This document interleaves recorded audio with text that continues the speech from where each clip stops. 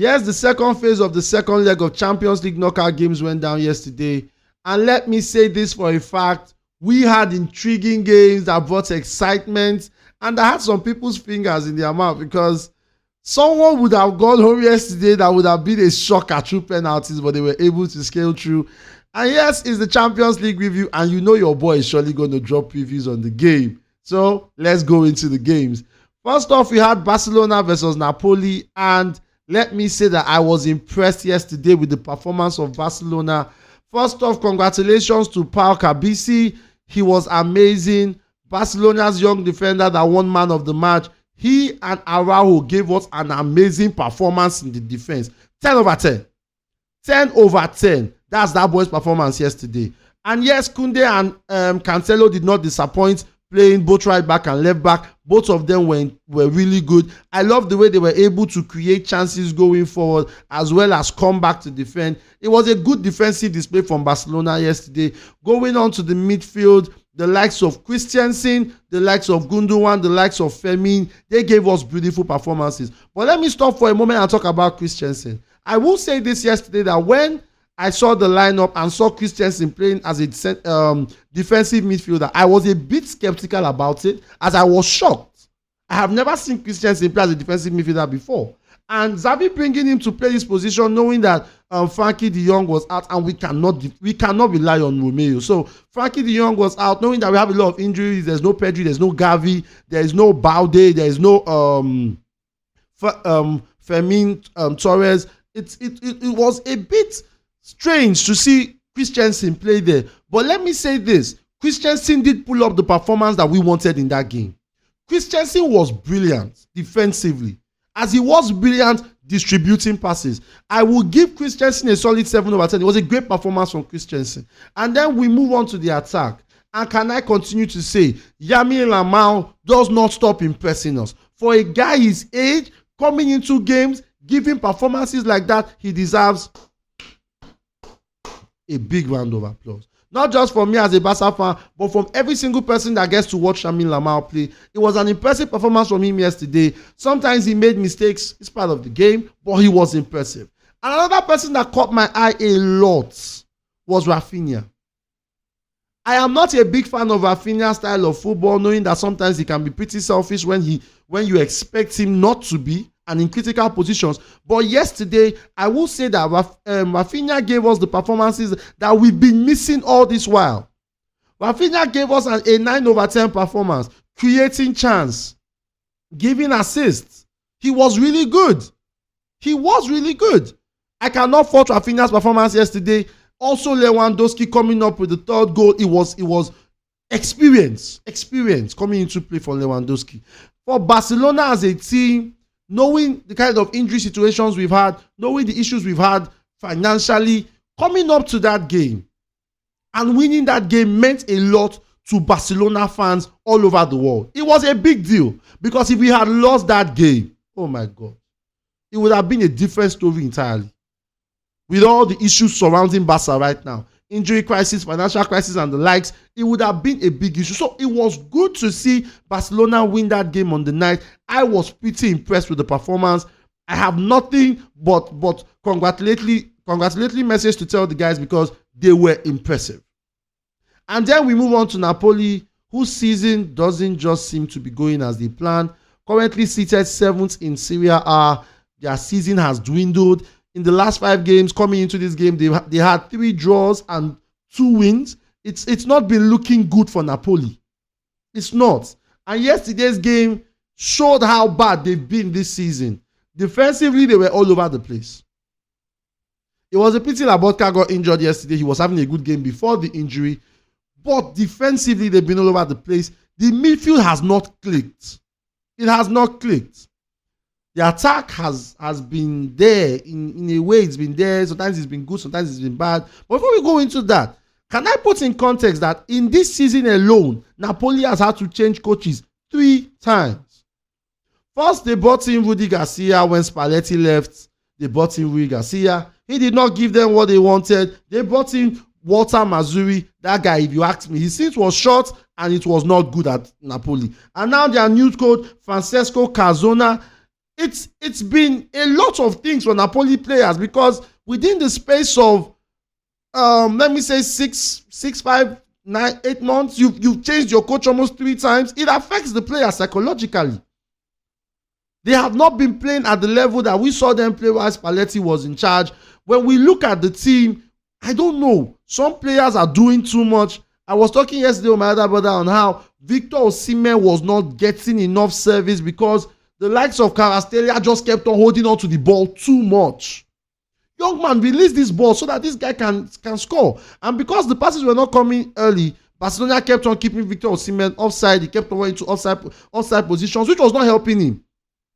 I love Kvaratskhelia, but that guy holds on to the ball too much. Politano, on the other hand, was quite creative. Only a pity that he couldn't give the kind of passes Victor Osimhen would have wanted. But he was creative. I think that Politano has been one of their most consistent players. But in general, it has not been a good season for Napoli. 7th on the table for a team that won the league last season and not even looking like they are going to make it to the Champions League come next season. It's a worrying factor for Napoli. But here we are. And we don't even know if they are going to make it to Champions League next season. If you ask me if Osimhen should still be in that cup come next season, I don't think so. Yes, he signed a new deal with them, but bro, you and that club make an agreement. Let somebody come and buy you out of that club and just leave, because Napoli is going towards a downward spiral, and I don't think it's going to come up anytime soon with the coaches that are currently in charge. But then moving on to the Arsenal game. Arsenal fans, you can breathe now. Oh yeah, relax. Take air, calm down. It was a tight game for you guys yesterday. And let me talk about one man in particular who has impressed me since his arrival at Arsenal, in Odegaard. Odegaard has been Arsenal's most creative player on the pitch since the day he joined that club. You cannot talk enough about Odegaard. His performances on the pitch, they speak volume. That is who he is. He comes into the game, he shows what being a leader is all about when it comes to leading the team. He gives the kind of creative passes that sometimes I don't even know that he's going to throw the pass, but he's going to give it. Scores goals when he matters. He has been that all-round player for Arsenal, and his praise is not sang enough, if you ask me. A lot of people are talking about Saka, Martinelli, Declan Rice, but people are not talking about the fact that Odegaard is the engine room in that team that when he's not there, you will feel his effect. That's who Odegaard is. And he came up chops yesterday. Look at that pass to Trossard. That pass is what an Italian man would eat a pizza that tastes so good and be like, beautiful, beautiful.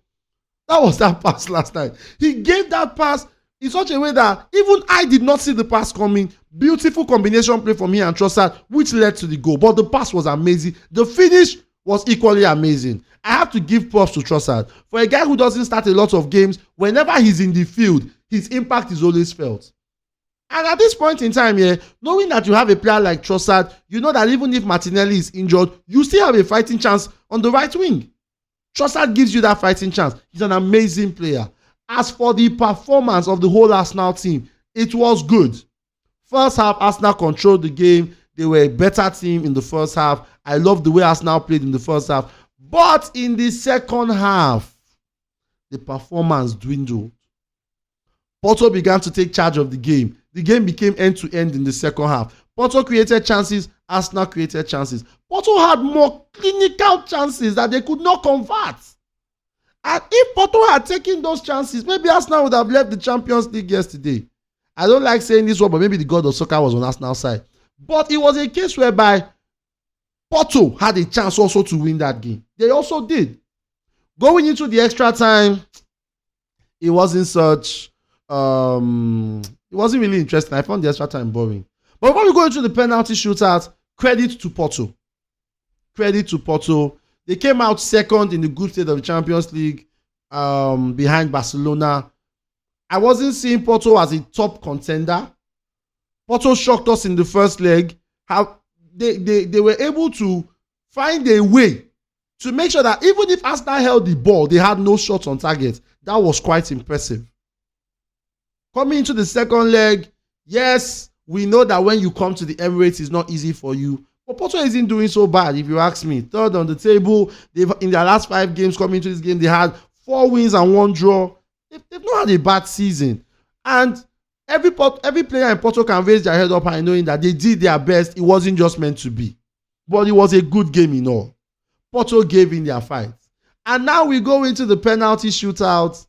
Everyone knows this about me. I'm not a big fan of David Raya. I am not a big fan. I've always preferred Ramsdale to him. Only problem is he's better on his feet. Ramsdale isn't so good on his feet. But then David Raya gave an impressive performance. He was the man of the match. Duly deserved. Because when he came to the penalty shootout, he made 2 great saves that made Arsenal qualify to the next round of the Champions League. Kudos to David Raya. Beautiful performance by David Raya on the penalty, on the stick, sorry. Do I think that Arsenal can go all the way in the Champions League with the way they are currently playing? There is a possibility that they can, only if they play a lot more better away from home. Now remember, Arsenal is strong at home in the Champions League, but away from home, they've not been so strong. I remember in the group stage, they lost to Lens in the first leg of the Champions League in Lens's home, only to come back to beat Lens 6-0. But your home record has not been good. If you play against a team like Madrid, they won't score you 1-0 in the first leg. So Arsenal needs to do more. I feel they can go far. Can Barcelona go far in the Champions League? Whew. That's 50-50. That is 50-50. I don't want to say too much about that, but that is 50-50. If we end up going far in the Champions League, okay. But if we don't end up going far, we are proud of the boys and the performances they've got to put up. But then in all, it was a great game. I enjoyed every game that went down yesterday.